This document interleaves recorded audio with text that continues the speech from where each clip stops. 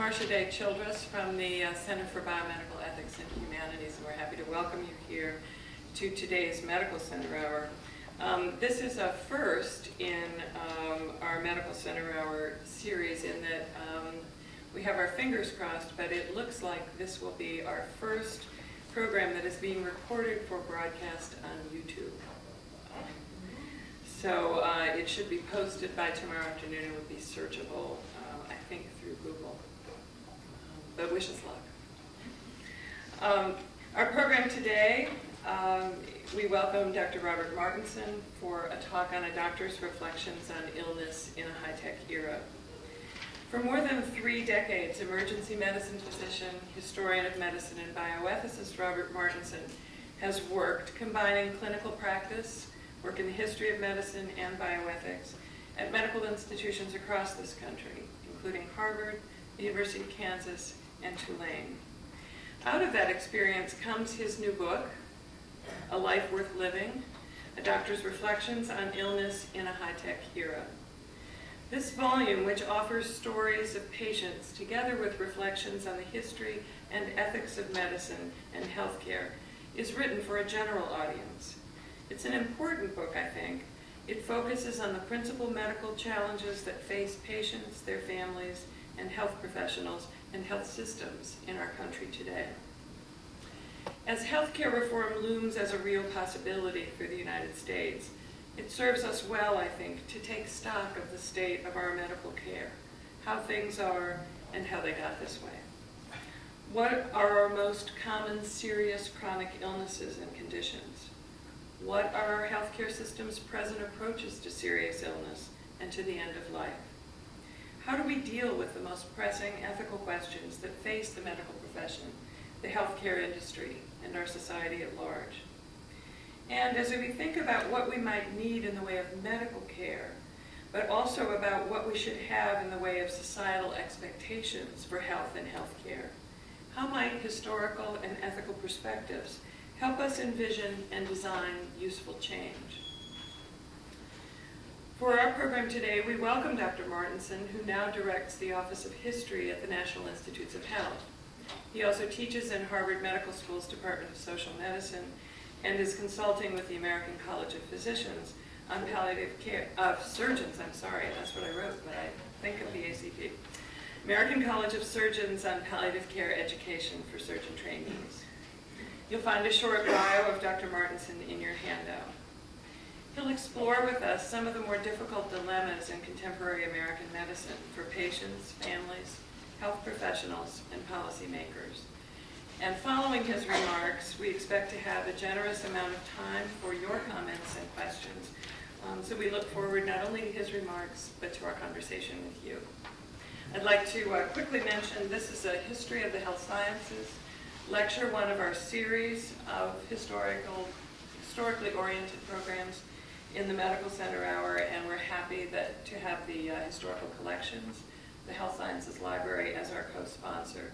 And also, as you noticed when you came in the auditorium, the UVA bookstore is here with copies of Dr. Martenson's book for sale. And I think he'll be happy to sign copies after the program as well. Do you have a BlackBerry on you by any chance? I have a cell phone. Yeah. Yeah, that's what's causing the little static.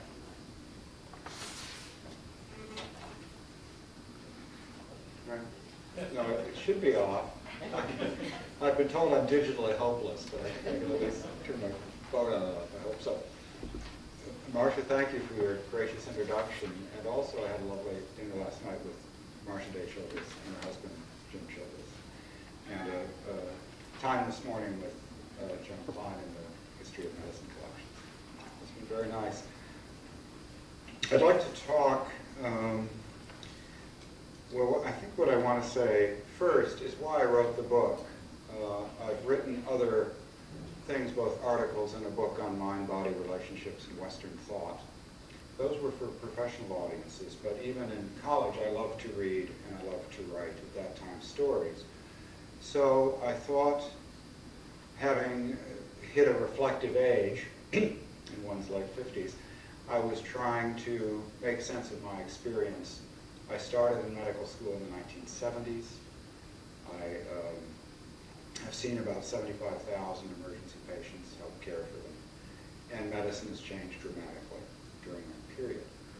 And I thought, well, I'll write about what I know and do stories that also combine these perspectives both from an historical point of view and from an administrative point of view, because I've had some administrative roles. So that figuring out that form of writing for a general audience for me was a fascinating challenge as a writer, as somebody who likes to write. But the purpose of the book is to assist the reader. I always imagine somebody as a reader, just an individual person in a quiet space, to try to help her or him unfreeze their imagination when they have to deal with medical bad news, whether it's in themselves or more likely for somebody they're close to and caring for, from an infant to the very old. Because when you get that news, as you all know, that something is really wrong, or you get confirmation that something's really wrong, it tends to freeze up one. It just paralyzes one. And then you face this need to make decisions, and the choices are bewildering. And it's very confusing. The point of the book, if you will, and I'll develop as I'm talking this morning, is this sense that when I began my career, we were very optimistic in American medicine and American society generally about the promise of new technologies in medicine, principally abilities to extend life and to bridge life that otherwise would stop when there were critical incidences or exacerbations of serious problems. And yet now in the early 21st century, it's hard to find many people who are happy about the state of American medicine or the state of American healthcare more broadly. In other words, how have we gone from this rather optimistic and almost utopian sense to a rather dystopian sense? And how might we improve things? I'm a meliorist by temperament. I think one can make modest improvements. But I was really writing for the individual reader. This is not a policy book. It's a book to assist that person equip their imaginations and to try to give them space and knowledge and perspective so that they can better cope with very daunting challenges.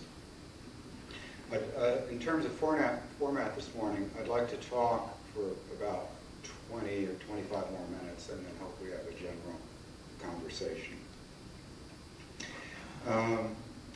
One of the themes, I think any historian is trained to look at change and continuity. And the way I brought history into the book is to look at something that's a matter of change. So I'll give two anecdotes, one of change and one of continuity. One of the delightful films that I've seen is a short made in 1950 called Ambulance Doctor. Ambulance Doctor was produced by Roosevelt Hospital in New York City, a community-based hospital with academic affiliations. What Roosevelt Hospital was very proud of in 1950 was they had a dedicated ambulance, which was very rare in American medicine, and they put doctors on it going out in the field. Hence the film Ambulance Doctor, which lasts about 12 minutes and was distributed in New York for publicity purposes by the hospital, public relations purposes.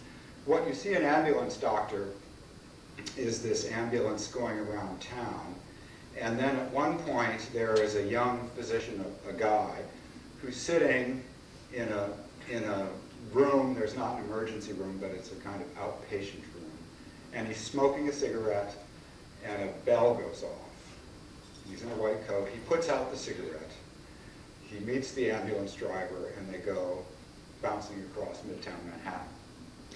And one of their tricks is to pick up a guy who is seen walking, a guy probably in his 50s, with a companion. He has severe chest pain, that's depicted. He slumps to the pavement. Ambulance doctor and ambulance driver arrive on the scene. They put oxygen on him, portable tank. They put him in a gurney. He's back at Roosevelt Hospital. In Roosevelt Hospital, a nurse is there. They take the oxygen off. He gets a shot of morphine, and an electrocardiogram is done. And we learn that he's had a heart attack. And then nothing happens. Then they wait for the regular doctor. The regular doctor comes, the patient's physician, and the patient is taken upstairs to rest and recuperate from his heart attack. Now that is advanced care in 1950. If we jump forward 50 years to around 2000, what's advanced care? Well, I've had patients, same demographic, white guy, mid-50s, slumps at a meeting. He's brought to the hospital. In this case, it was a hospital in Boston I was working in. And within 45 minutes of him clutching his chest, and this story I'm sure happens in Charlottesville, he's diagnosed with a major blockage of his left coronary artery. The blockage is cleared in the cath lab. He's fine. 45 minutes from when he has the event, because it happens near the hospital. So that, to me, is an example of change, and it's something we celebrate as a triumph of medicine. What intrigues me about that is the change in everything from all the elements from 1950 to today, in terms of what it means to be a patient, what it means to be a hospital, what treatments are like. If we go to the general sense of what it meant to be a patient in 1950, it's not very much different than what it meant to be a patient in 1500 or 1600. In other words, if we go back to the original Latin meanings of the word patient, they are to bear up, to endure suffering, and to try to be resilient. And the treatment for the patient with the heart attack in 1950, an ambulance doctor, is really not much different than the treatment a patient would have received from William Harvey in the middle of the 17th century. The patient with pain, acute chest pain, would have gotten an opiate derivative, laudanum. They wouldn't have gotten oxygen as such because it hadn't been discovered. But remember, an ambulance doctor, they take the oxygen off. The patient only gets the oxygen in the ambulance. So there's a long continuity. Similarly, the hospital in 1950, I would argue, is very different from the hospital today. In 1950, after World War II, the federal government passed the Hill-Burton Act, which provided major money for hospital building and expansion in the United States. One of the conditions for a hospital accepting Hill-Burton funds in 1950 was that they provide services to those who could not pay in the community. And hospitals tended to follow that mission. In other words, if somebody didn't or couldn't pay in a good faith way, hospitals did not routinely have contract bill collection services. Inability to pay medical bills was not a major cause of bankruptcy, which it is today. Hospitals, in other words, had a mission of service. They always have business considerations, as does anybody in a professional activity. But they were trying to figure out, how do we meet our service mission? I'm talking about community hospitals, including teaching hospitals. This, I would argue, has changed. Today, if one is in the hallways of hospital administrative power, what one hears at meetings is not how do we fulfill our broad mission, but a phrase that's come up in the last, at least I've been hearing it the last 10 years, no margin, no mission. During this time, since 1980, hospitals have dramatically leveraged themselves financially to build what they see as high value added procedural services and diminish outpatient clinical services of the disease management kind. This has been well documented in the last couple of years in by the New York Times and other people. And I can go into it later, but I just want to point out how things have changed. The treatments have changed dramatically. The mission of the hospital has changed dramatically, and even what it means to be a patient. There is a sense for patients since the early 50s and stretching into this advent of more high-tech approaches to clinical care, that I would argue for a shift between being, I am a patient, I want to have the best care possible, to a sense, I'm a patient and I'm entitled to have care. In other words, the delicate balance in existence between a sense of having and a sense of being. What does it mean to be a person? What does it mean to live with the disease? What does it mean to have?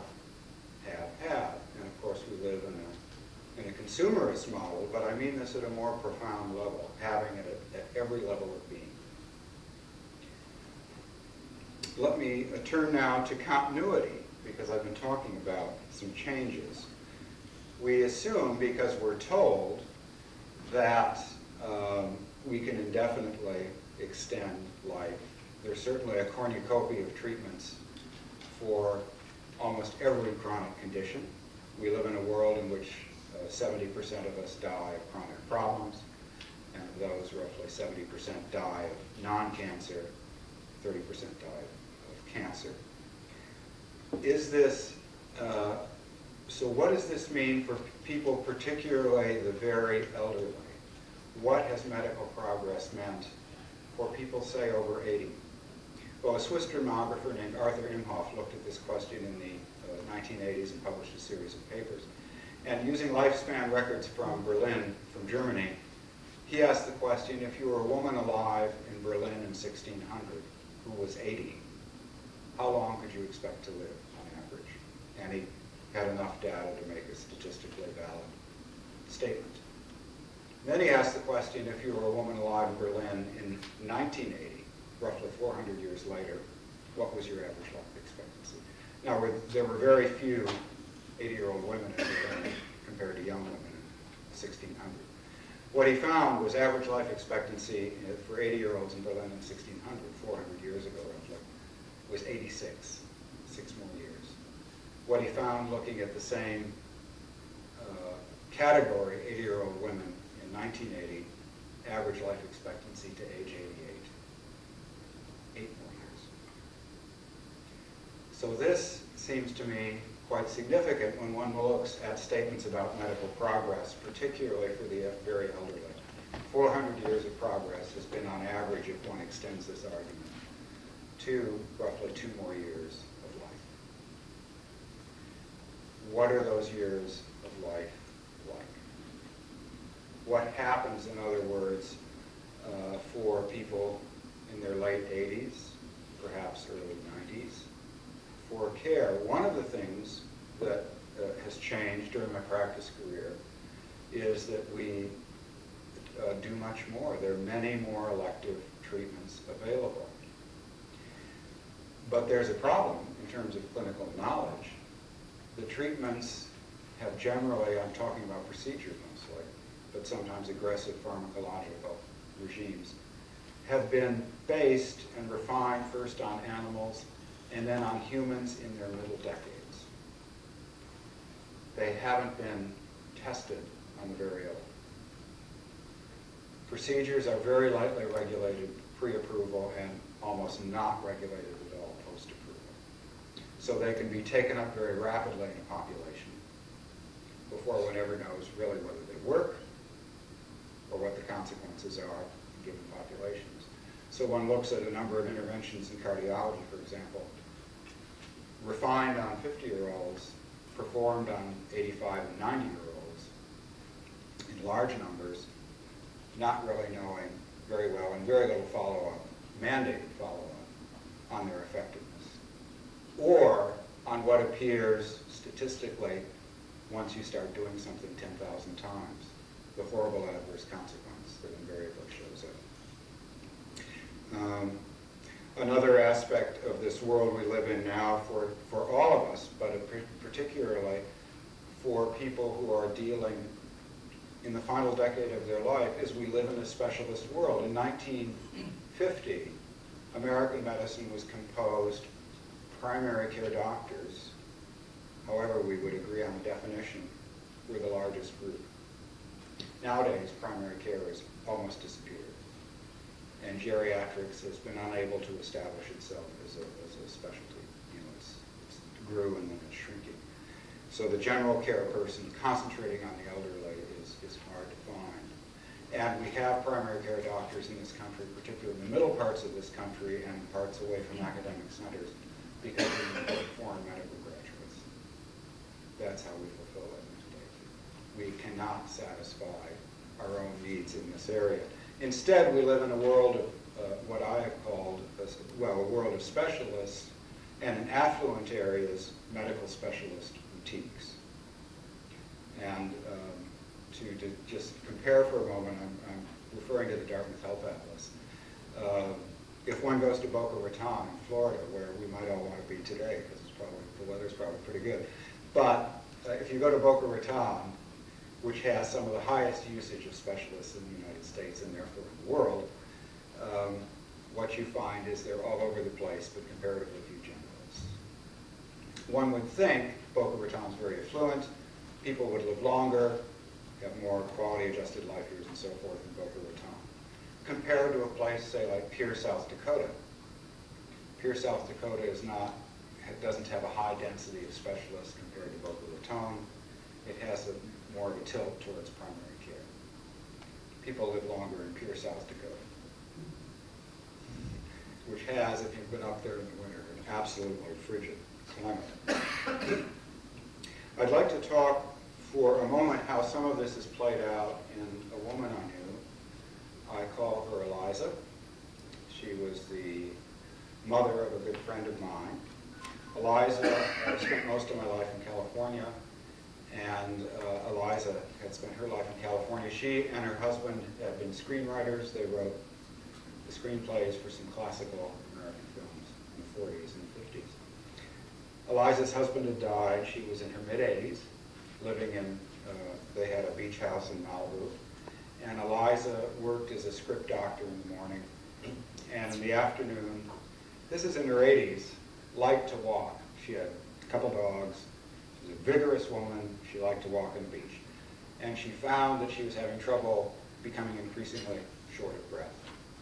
Saw her primary care doctor, an internist, who diagnosed a mitral valve deficiency, referred her to a cardiologist, who referred her to a very good cardiovascular surgeon in Los Angeles.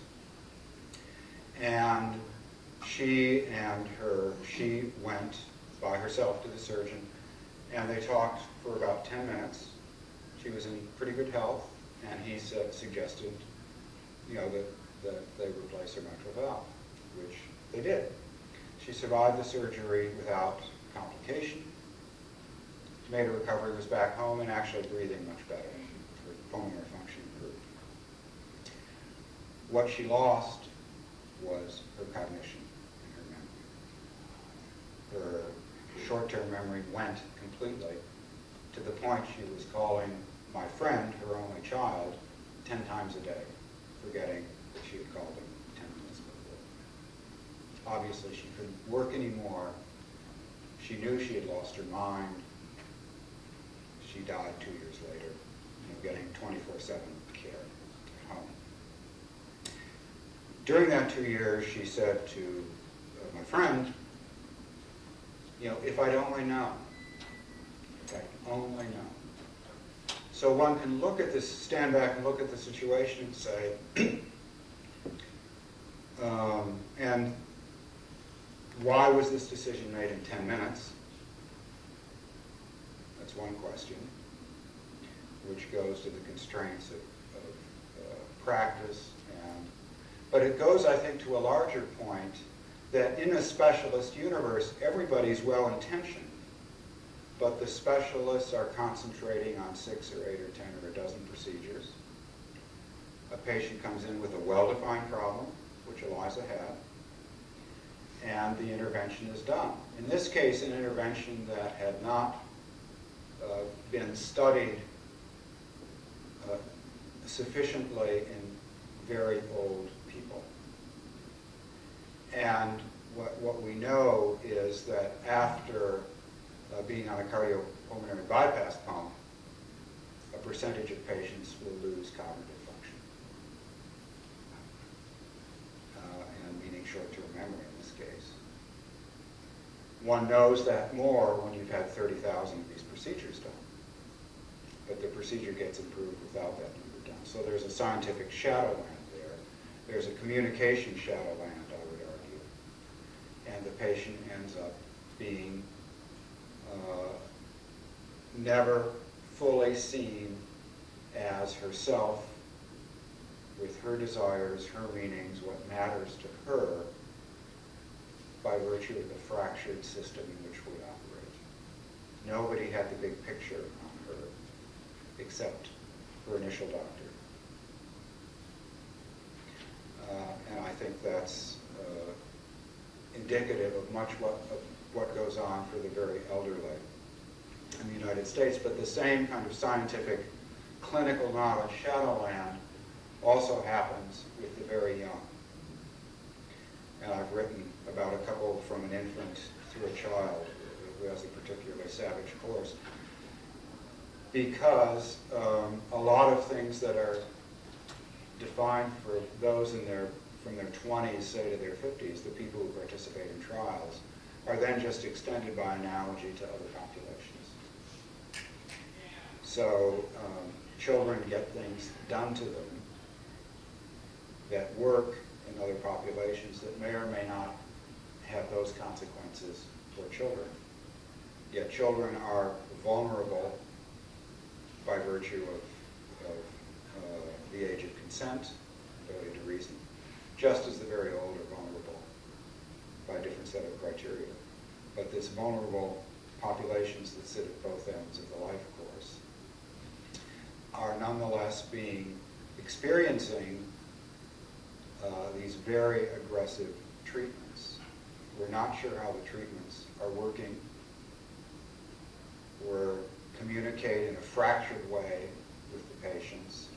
And in the midst of all this, what's changed in my lifetime and most of yours is that commercial values now suffuse all aspects of medicine in the ways they didn't in 1960 or 1970. I talked about the leverage adopted by academic medical centers. I've been in several cities talking about this book. At one end of the city is the new cardiac intervention tower for $250 million. At the other end of the city is another one, different medical center. They're competing. Cardiology groups are shifting around. Yet the evidence is still very uncertain whether all the kinds of interventions these centers are doing are supported by evidence. This we read in the medical journals all the time. In order to build those centers, hospitals, academic medical centers are leveraging themselves, which means they are committed financially, they're vulnerable financially if those places don't meet their business plans. At the same time, the diabetes management clinic gets quietly diminished or shut down, or the outreach clinic and so forth. And I would argue this is the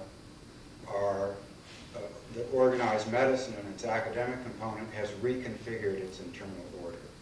Maybe some of you will want to speak to that. Even having been on several faculties, you know, the major areas that are earning high profits are favored. Those that aren't are somehow diminished. This is just the way it works when one adopts a very different kind of business model, a mission model, at the level of the institution. At the level of research, there's no longer much of a difference between industry and the university or the government institute. You know, commercial values fuse all aspects of research. We can look at that evidence for that in terms of scandal, or we can just look at the day-to-day operation of research-intense universities. If one wants to be chair of molecular biology someplace, almost all of them now have a stake. Those persons in biotech companies of one kind or another, and we celebrate this. We say this is the adaptive, this is translational research, this is a good thing for the university. This trend came in the 80s with enabling legislation in the federal government, lobbied by the universities, although the bills weren't originally intended for the universities. My point is that, not that self-interest is not a great motivator in society, my point is how does one be a trusted source in this world in which there is corrupted speech at almost every level? If one looks at websites promoting clinical trials, trying to recruit subjects for clinical trials, studies have been done comparing .com sites, commercially sponsored sites, and .org and .edu sites. What one finds is disclosures tend to be minimal in the commercially sponsored sites. In other words, they don't use words like risk. They never use the word experiment. They may not disclose the length of the trial. They may say for side effects, see a directory. They don't even meet the federal guideline standards, 38, 40% of the time. Nonetheless, these kinds of studies compose the bread and butter of a lot of clinical research that keeps the system going. So what does it mean these days to have adequate communication about this plethora of choices, about trying to find a balance at the individual level with our patients, living with the disease, having interventions? What does it mean to be a trusted source at the level of the institution, at the level of the practitioner, at the level of the professional organization? And it's sad because very few people are happy with the system. Hardly anybody accepts accountability. We spend twice as much in relative terms as almost any other country in the world. And our outcome statistics are about a little better than Costa Rica, which spends about $200 or $300 a year in healthcare. So I've tried to, I'm giving a broad overview. There are many more stories I've written about in ranging from an infant to the death of my father, which happened 4 years ago. And in there I'm trying to lay out a scene, but also provide helpful perspectives for individuals coping with these daunting challenges. I think I'll stop there, and I hope we have a spirited discussion. It's hard here, because I can see all you perfectly. This is so nicely raked, but it's flat this way, so you can't see each other. Thank you. I'm going to come around with the microphone, and I see we have people here from a variety of fields, so I think we can have a good, rich conversation. Please introduce yourself. Bernard Williams. Thanks for the nice talk. Provocative. I started practicing medicine back in the early 60s, and over the years, participating on hospital committees and one thing or the other, watching what was going on. It seems to me that a lot of this commercialization of medicine started with Medicare and the government getting involved. And it's gotten so much worse. I mean, it frightens me to see, as you're noticing, what's happened to the relationship between patients and doctors. What do you think about that idea that, and here we are at this time in history, we're thinking about letting the federal government take over completely. What do you think about that, please? I think there's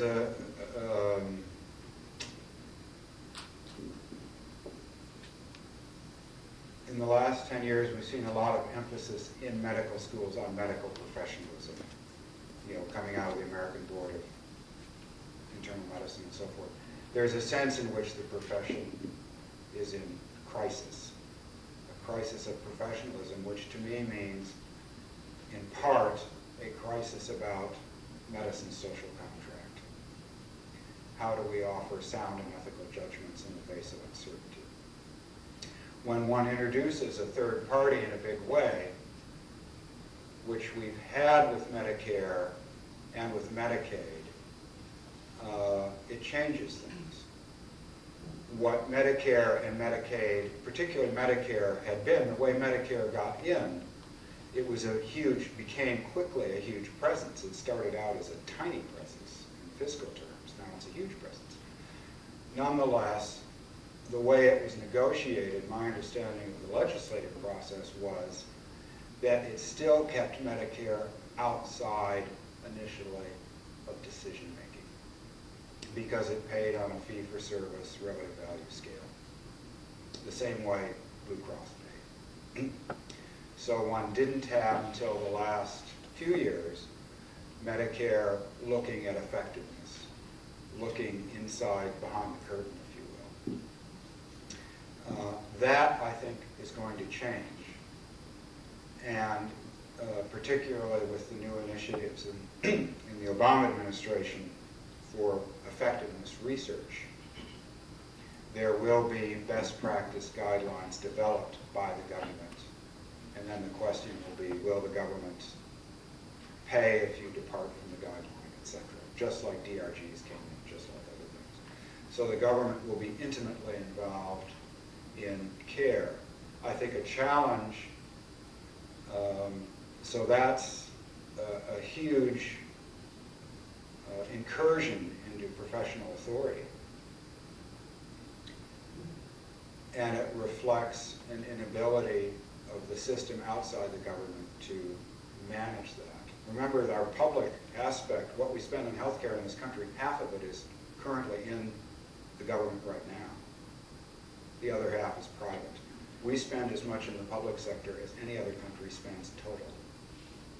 And then there's what we call private, yet we think we have a private system. I'm very chary of totalitarian models. Other societies, the Germans, the Danes, have handled the access issue and the provision issue by having national mandates, but they're administered regionally by people who various interest groups get together and work it out. And somehow that seems to work for both their providers, the physicians, and the patients. Physicians in Denmark are generally a pretty satisfied lot. How it will play out here, I don't know. One of the areas that doesn't affect what goes on in the practice situation, but does affect the overall scheme dramatically, is how we adjust the medical workforce, including nursing, occupational health, allied health, all the fields. Going forward, there's no national policy. Each little group tries to maximize its own advantage. It seems to me if the government is going to start paying more of the bills, that workforce policy issue will become a big one. That might push us back, as they tried in the late 90s, towards a more getting primary care a little more robust. I expect it will. Again, that's an incursion on professional authority, in a sense. But when one looks at the major professional bodies like the AMA, then one has to say to them, if medicine is going to keep its social contract, and social contracts don't come from God, they're contingent. They have strength, they have weakness.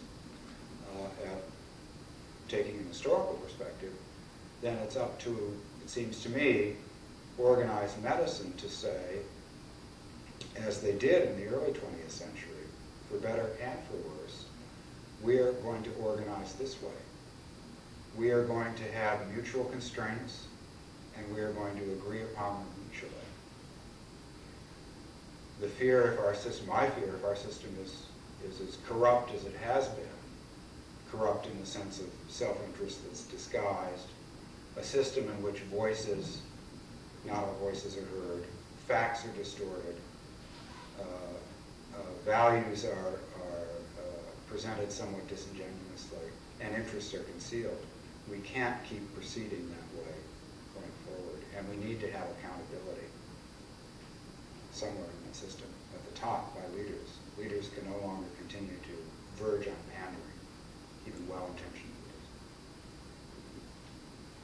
leaders. I'm Bob Chevalier, Chair of the Department of Pediatrics here at UVA, and your comments about the beginning and end of life being disenfranchised certainly resonates with me, particularly with respect to the clinical trials that don't apply to children, the results done in adults, and the attempts by the NIH to rectify that, which are proving difficult. I was thinking, though, about the newborn intensive care unit's neonatology, which is high-tech. From my perspective, the outcomes of those patients are being carefully tracked and evaluated with input from ethicists, et cetera. And that might be an exception to what you're saying. I realize there might not be so many babies born prematurely if mothers got better prenatal care, which gets back to primary care. But what's your take on that? I think the neonatologists have faced it because one of my classmates in medical school was a woman named Patricia O'Rourke, who was very active in neonatology early on, and ECMO and so forth. And I think you guys faced it squarely fairly early on and are trying to deal with the complexities of outcome in that population in a way that those taking care of the very elderly haven't yet been able to. And part of it is, I think, because neonatology took hold as a specialty. You're hospital-based, you've been able to secure an institutional place. Gerontology and geriatrics, really started getting some momentum at the beginning. At the same time, gerontology at the NIH and in the academy went into this, we need more basic research, we need more basic research. It's never been able to configure itself as a successful, reduplicating, growing professional niche. It's hard to earn your living as a geriatrician. Medicare doesn't pay for time compared to procedures. Insurance companies model on Medicare and so forth. I think had the geriatricians been able to secure their specialty, and maybe they will going forward, we would have that same kind of reflective look that the NICU people and neonatologists have said we need to do this. So that's how I would relate the two ends of the life course. Hi, I'm Danny Becker. I'm a general internist here at UVA. Last year there was an article in JAMA called Gizmo Idolatry. Have you seen that? I like the title, yeah. I didn't see it. Well, it compares sort of the excitement, and this isn't financial, this is just what's fun, what's exciting, what gives thrills, that kind of practice of medicine with what I do, which they termed, I do primary care, some palliative care, but primary care is uneventful diligence. So if you look at that comparison, and it sort of takes us out of a financial frame, the decisions that young people make who are entering medicine, I think they are really, they are tempted by gizmo type of medicine, and it comes down to rewards and things like that. But can you comment on that distinction? I can comment on what I think of as an illusion that there's a technical fix, either at the level of the individual, and then, of course, the aesthetic appeal of techno. It's inherently, to many of us, aesthetically appealing compared to just listening. But to the illusory part, the fact that our regulatory apparatus almost encourages the perpetuation of these illusions, because devices get, compared to drugs, minimal pre-approval from the FDA and almost no post-review. So the gizmos can get out there, look at high-intensity ablation for dysrhythmias, atrial dysrhythmias. It starts one year they're 400, the next year they're 8,000, 3 years later, there are 400,000 of those procedures done here. Nobody ever studies, are they effective, even when they get up to here. It's not required. So in a sense, the regulatory apparatus that we have encourages that. And it's you know, it's in America to like gizmos compared to a lot of other countries. Maybe the Japanese are equally entranced with gizmos. But there's a sense in which, from a who's paying the bills perspective, and we are under an area of severe, in a time of severe economic constraint, I think one will start looking at that from a regulatory way, which will start driving people a bit away from the balance between the techno appeal and other approaches to determine what's effective long before it develops wholesale and has its own interest group and so on and so forth.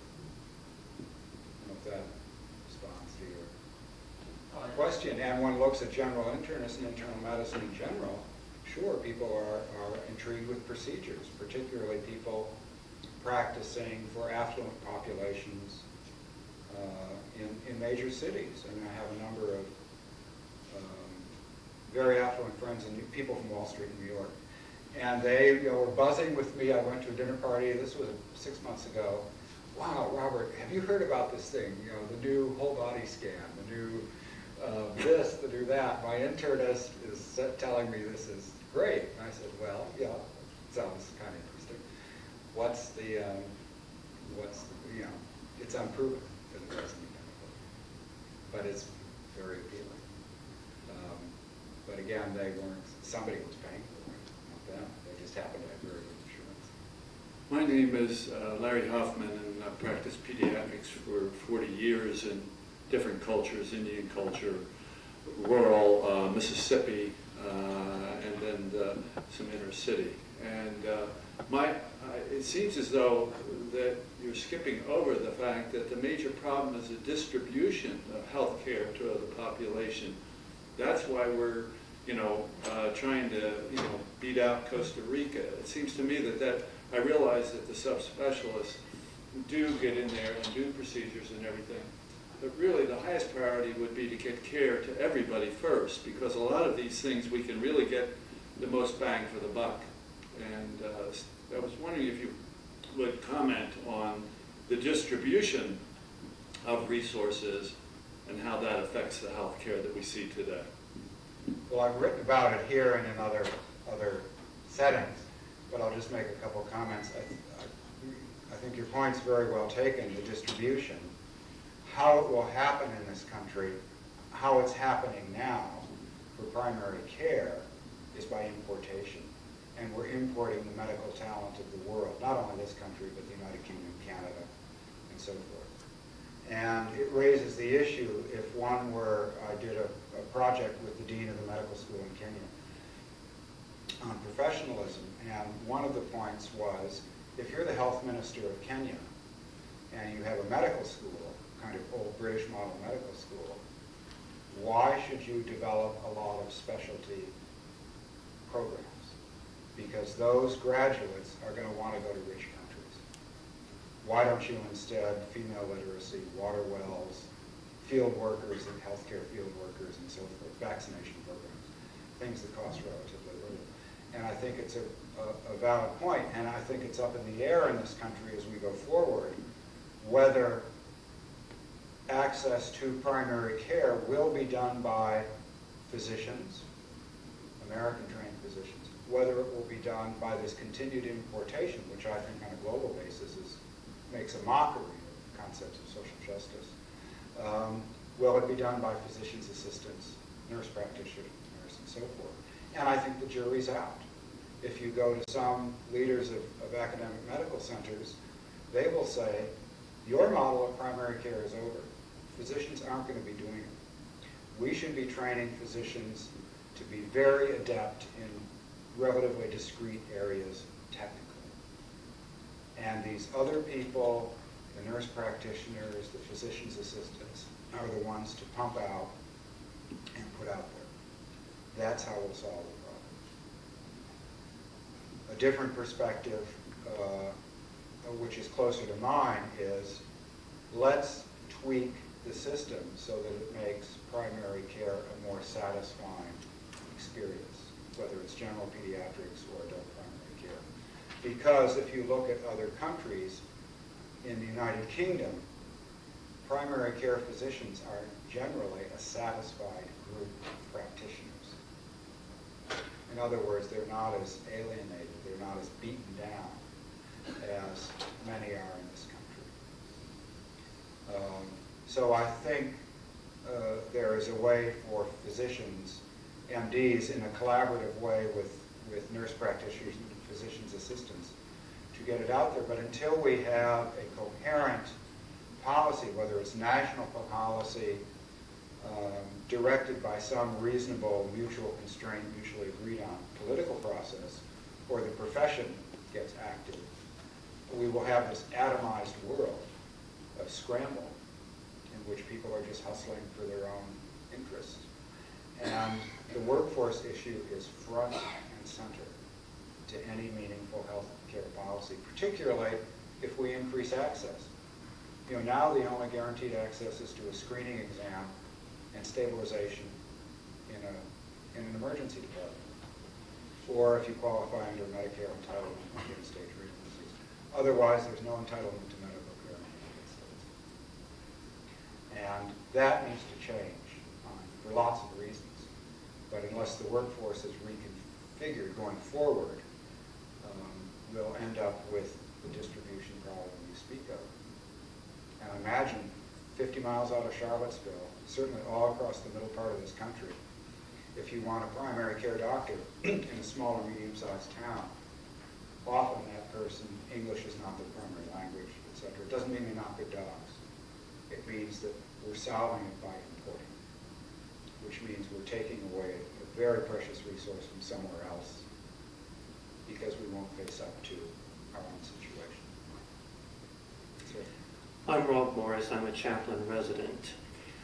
Listening to your conversation about different roles that, well, for instance, nurse practitioners are taking, along with what you're saying about the impact of, well, technology, gizmos on the scene, brings to my mind the whole concept of paradigm shift. In my field, we look at how the transition from the scroll to the codex changed how we do religion and what it meant in some ways to be a religious person. I think that you're beginning to talk about how does the proliferation of technological specialties change, what does it mean to be a doctor? yes, I think there is, I agree there is an identity issue. The medical students, certainly the third and fourth year ones who are picking residencies, can probably speak to that more eloquently because they're making the rounds of the residency interviews. And then the early residents. What does it mean to be a physician? And so many of our models, how medicine really redefined itself in the United States in the late 19th century and the first part of the 20th century, and gained a solid social contract. In 1900, physicians were paid on average little more than barbers. They aspired to the incomes of lawyers. In other words, you know, there was scattershot licensing, scattershot counseling, and so forth. It was a shaky profession, strong in some ways, weak in others. Then it became very strong, based on its success in preventing and treating acute problems, bacterial infections, and so forth, handling, coming up with good treatments for diabetes, and so forth. Now I think the social contract is again under pressure, and what professional identity is at the heart of it. And if we keep configuring our reimbursement systems, because a profession has to make a business work, it has a business dimension. If the business dimension is going to be, we are going to keep reimbursing your time doing a procedure at 10 times the rate, your time doing other things with patients, we will end up with medicine very procedurally oriented, very technically oriented, and the identity, therefore, being, I am really good at these 12 things. This is what I need to know.